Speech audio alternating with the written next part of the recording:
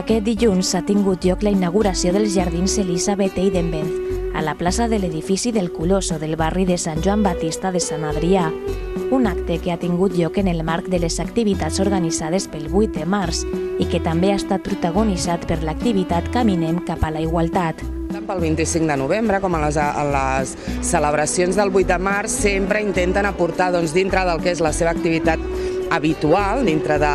ells i elles, vaja, són majoritàriament dones, però participen tant homes com dones, estan en un programa d'esport per gent gran, aleshores aquests actes, diguéssim, els anomenen Molta per la Igualtat. I ara, avui concretament, fan una caminada al llarg de la llera del riu Besòs i després conclouran allà els jardins uns jardins que inaugurem avui amb un nom de dona, amb el nom de l'Elisabeth Eidenbenz, que també és una proposta que surt del Consell Municipal de les Dones.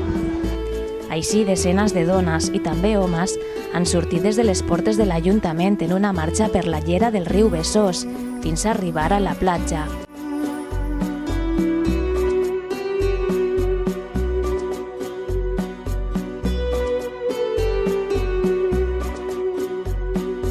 Aquí han fet una aturada per practicar l'esport i tot seguit han començat de nou la marxa cap a la plaça de l'edifici del Coloso, que a partir d'ara s'anomenarà Jardins Elisabeth Eidenbenz.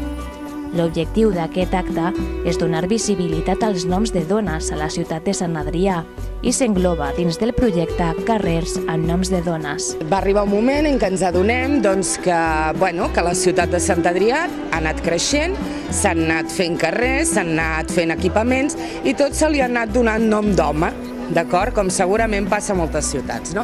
El fet que la dona, històricament invisibilitzada, d'aquí també, a proposta del Consell Municipal de les Dones, fem una proposta a la Comissió de Nomenclàtor de fer un seguit d'enquestes arreu de la ciutat, proposant diferents noms de dones que considerem que poden tenir, que han tingut rellevància en el seu moment històric, i que a més considerem que poden estar representades a la nostra ciutat.